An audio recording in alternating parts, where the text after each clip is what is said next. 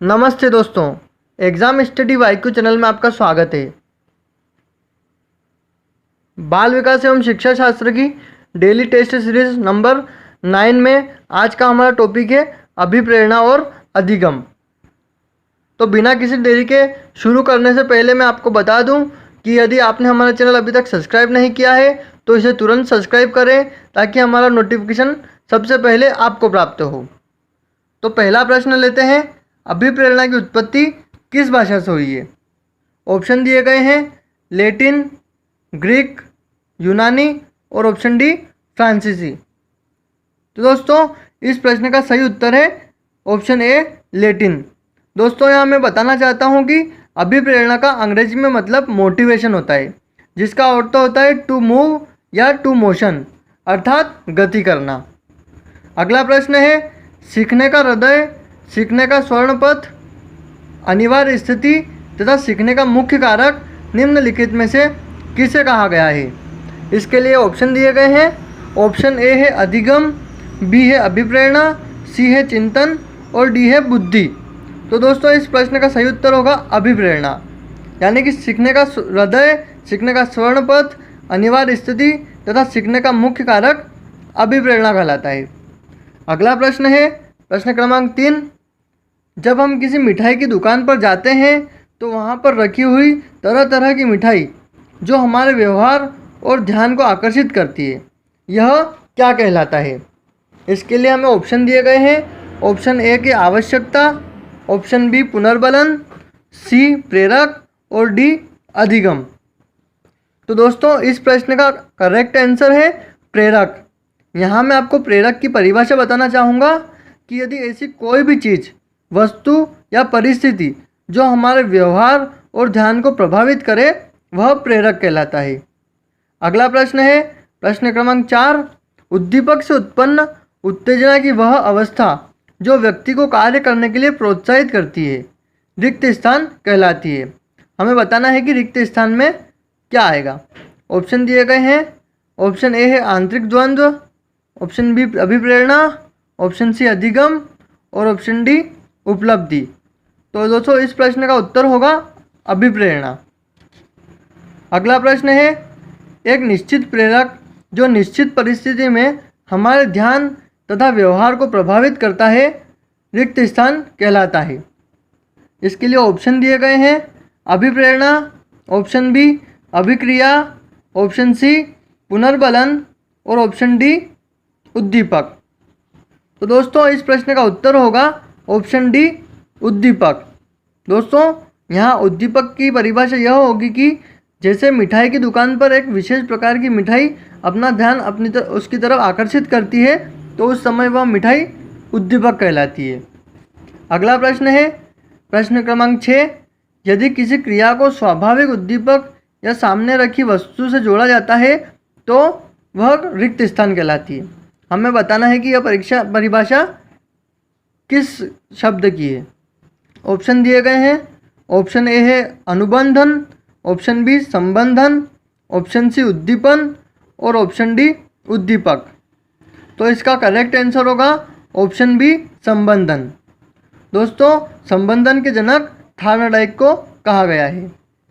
अगला प्रश्न है प्रश्न क्रमांक 7, पुनरावृत्ति के आधार पर जो संबंध स्थापित होता है या किसी क्रिया को अस्वाभाविक उद्दीपक के साथ जोड़ा जाता है तो उसे रिक्त स्थान कहते हैं। इसके लिए ऑप्शन दिए गए हैं। ऑप्शन ए है अभिप्रेरणा, ऑप्शन बी अनुबंधन, सी संबंधन और डी काम करने की इच्छा। तो दोस्तों इस प्रश्न का उत्तर होगा ऑप्शन बी अनुबंधन। दोस्तों अनुबंधन के जनक पावलोव को कहा गया है तथा अनुबंधन की परिभाषा होगी पुनरावृत्ति के आधार पर जो संबंध स्थापित होता है या किसी क्रिया को अस्वाभाविक उद्दीपक के साथ जोड़ा जाता है तो उसे अनुबंधन कहते हैं। अगला प्रश्न है, अभिप्रेरणा अधिगम का सर्वोत्तम राजमार्ग है, यह परिभाषा निम्नलिखित में से किसके द्वारा दी गई है? तो हमें बताना है कि यह परिभाषा किसने दी है। इसके लिए ऑप्शन दिए गए हैं।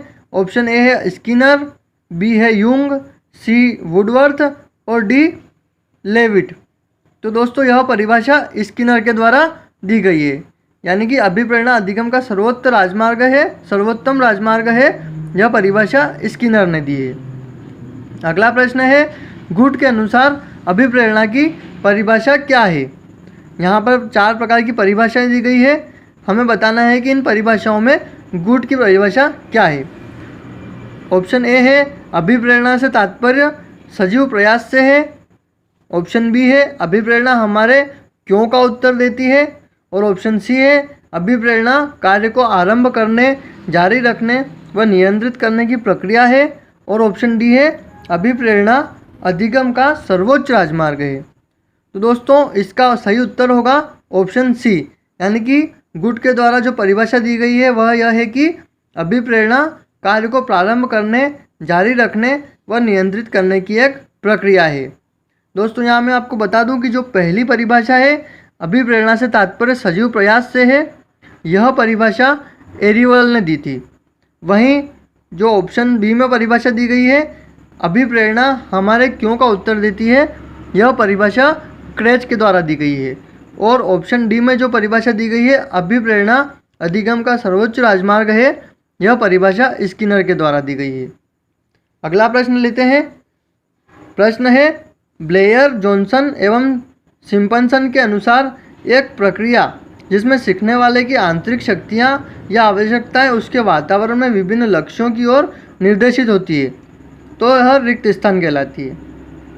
दोस्तों यहाँ गलती से रिक्त स्थान लिखा गया है, जबकि यह खाली स्थान है।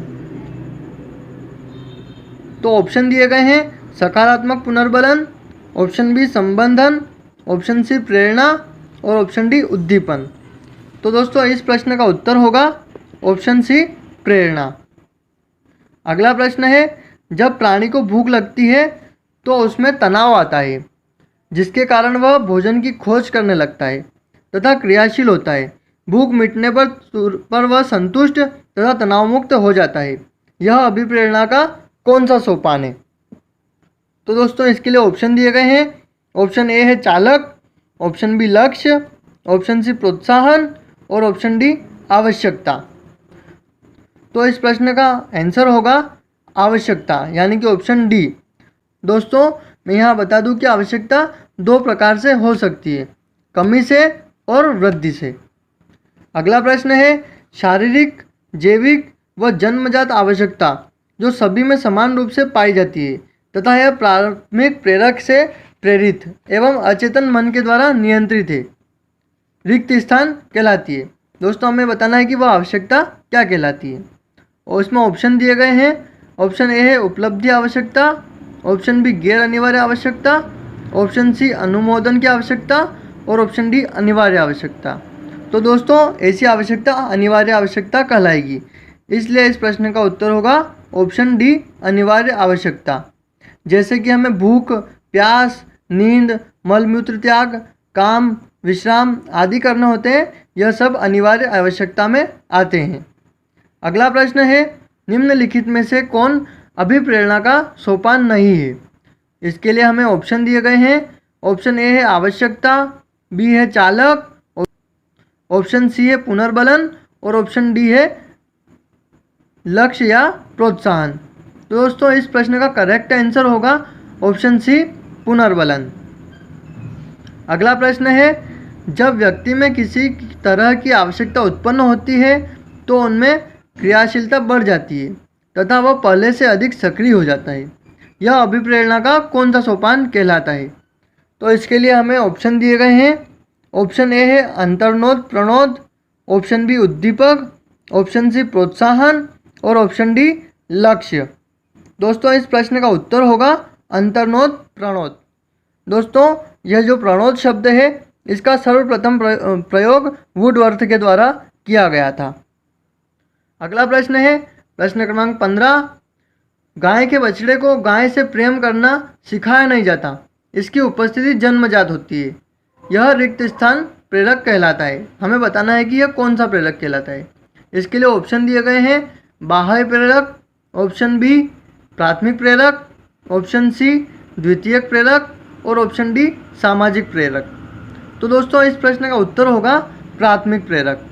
यदि गाय के बछड़े को गाय से प्रेम करना सिखाया नहीं जाता उसकी यह जन्मजात स्थिति होती है, यह प्राथमिक प्रेरक है। अगला प्रश्न है प्रश्न क्रमांक 16, जॉन पी डिसेको के अनुसार अभिप्रेरणा के कितने घटक है? तो दोस्तों इसका ऑप्शन दिए गए हैं। ऑप्शन ए है 3, बी है 6, सी है 4 और डी है 5। तो दोस्तों जॉन पी डिसेको के अनुसार अभिप्रेरणा के 4 घटक होते हैं और वह 4 घटकों के नाम है, पहला है उत्तेजना, दूसरा है आकांक्षा, तीसरा है प्रोत्साहन और चौथा है दंड। दोस्तों आज के लिए इतना ही। ऐसे ही और अधिक वीडियो पाने के लिए हमारे चैनल को सब्सक्राइब करें तथा बेल आइकन को प्रेस करें तथा वीडियो को लाइक एवं शेयर जरूर करें और विंडो में दिखाई गई वीडियो को अवश्य देखें। धन्यवाद।